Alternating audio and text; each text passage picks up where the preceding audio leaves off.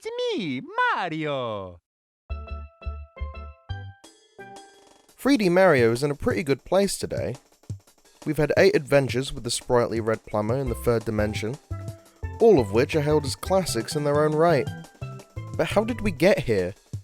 How did we go from Mario running left to right, avoiding Koopas and Goombas, to Mario travelling the globe in a ship that resembles a hat, to stop a forced marriage on the moon?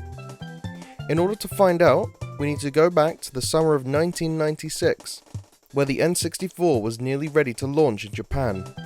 By this time, the Super Famicom had been out for nearly 6 years, and Super Mario Bros. Was coming up on its 11th anniversary. The market had changed substantially since then, with rival Sega blundering with the botched Sega Saturn release 2 years prior, and the electronics manufacturer Sony blasting onto the scene with the Sony PlayStation. But finally, the Nintendo 64 releases to the public, and its headline game is Super Mario 64. And its radical departure from everything Mario had done prior, no more running from point A to B in a straight line and completing platforming challenges. Now Mario could run here, there, and everywhere, with large expansive worlds and new objective-based mission style. But with such a monumental shift in gameplay in 1996, where most franchises were still finding their footing when it came to 3D, how did Nintendo manage to create a game that was not only beloved in its time, but still adored by people like me nearly 25 years later? Why was Super Mario's 3D transition so successful?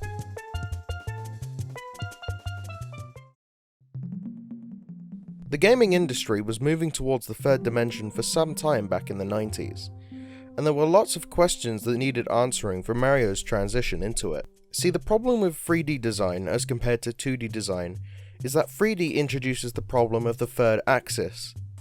But that might not sound like much, but it creates a ton of problems that didn't have to be dealt with before. Say, for example, you took a Goomba from Super Mario Bros. And placed it in a 3D space. That enemy just wouldn't work anymore. Before, you always had to confront it because of the limited movement of a 2D plane, and the only way it could have been defeated was by jumping on it. But that's not how it works in a 3D space. As opposed to 2D, in 3D, not only can you come across a Goomba at any angle, you could also just walk around it. And this was a problem because where is the challenge if you could just avoid all of the enemies? The solution the designers ended up coming to was to fundamentally change how the Goomba worked. From being a passive threat to being an active threat. It now chased Mario whenever it encountered him. This may seem like a small thing, but problems like this began to crop up everywhere and from every angle, so Mario needed to radically change in order to fix them. The biggest change was to the overall game structure. No longer did Mario just run towards the right along a straight path. Now he was made to explore vast open spaces and collect items and complete challenges. Mario's moveset was also massively altered to fit with this new gameplay style. A lot of new moves were added to help him navigate these spaces more effectively, like the long jump, triple jump, dive, and so on. This allowed for a freedom of movement simply unheard of at the time.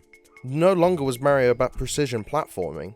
Mario was now a game about exploring and collecting. This shift was an enormous success, and paved the way for Mario to not only be the standard for 2D gameplay design, but for 3D design as well, and established the new genre known as the collectathon. But that's not all. There were still more things that made Mario 3D's transition legendary, one of those being the issue of the environments themselves. One of the biggest things that the transition to 3D did for Super Mario games was to introduce a sense of what I'll call environmental realism. What I mean by environmental realism isn't that the environments are realistic to any degree, but that they feel like a real place, things that just aren't there to fill space or to be a platforming challenge, mostly. The thing was, Mario games before this were extremely abstract. The environments only existed for the purpose of being a challenge. None of the levels were designed to feel like real places with any sort of purpose. There were just some pipes here and there because they needed to be there for the sake of the challenge. 64, however, changes all of this. Take the most popular level from the game, Dire Dire Docks. You start out on a sandy bank in front of a great lagoon, surrounded by high stone walls, with fog cast all over the water with a few stone outcrops to the side. And as you approach the back of the level, you can dive down to find a sunken ship infested by a giant eel. Behind the ship is a hollowed out entrance to an underwater cave, filled with loose stones and hidden treasure. Now those features may not sound important on their own, but those disparate elements come together to form the setting of Dire Docks, a hidden lagoon filled with old abandoned treasures. And this is key, as it helps you to buy into the idea that this is a real place with real history, which gets expanded upon after completing the first objective by entering and draining the sunken ship. And upon re-entering the level, the ship that you drained will now be floating on the water, and the eel you coaxed out will have taken up new residence in a nearby hole in the wall. This is also very important since for the first time, a real sense of time exists in these levels, further adding to the feeling of these places being real. This is further reinforced by many of the other levels. Bob-omb Battlefield, for instance, is filled with cannons, exploding bubbles being fired by a mountainside cannon manned by a Bob-omb, zones of territory held by both colours of Bob-omb, and their king holding the top of the mountain, and after his fall, you can find his body rolling around with other metal balls at the foot of the mountain. And this is consistent throughout most of the game, only really falling apart in levels near the very end of the game and in the Bowser stages, which is somewhat forgivable considering the Bowser stages are much more focused on platforming challenges than exploration. Less so for Rainbow Ride and Lethal Lava Land though. But in my opinion, the greatest bit of environmental design the game has to offer is Peach's castle itself.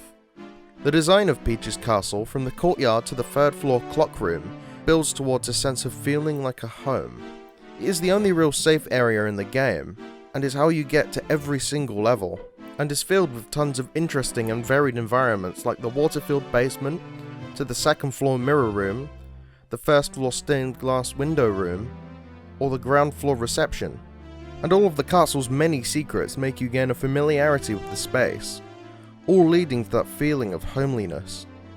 And while we may take this for granted today, at the time, nothing like this had really been done before, since before 64, most 2D to 3D conversions had been centered around taking 2D design and placing the camera behind the player with games like Sonic Adventure. But here, like he had done 11 years prior, Shigeru Miyamoto defined what made 3D gaming not only fun to play, but distinct from 2D games. And this is why Super Mario 64 is significant, even today in a climate of tons and tons of successes, which all took inspiration from this masterpiece. This is why Super Mario's 3D transition was so successful. Thank you for watching.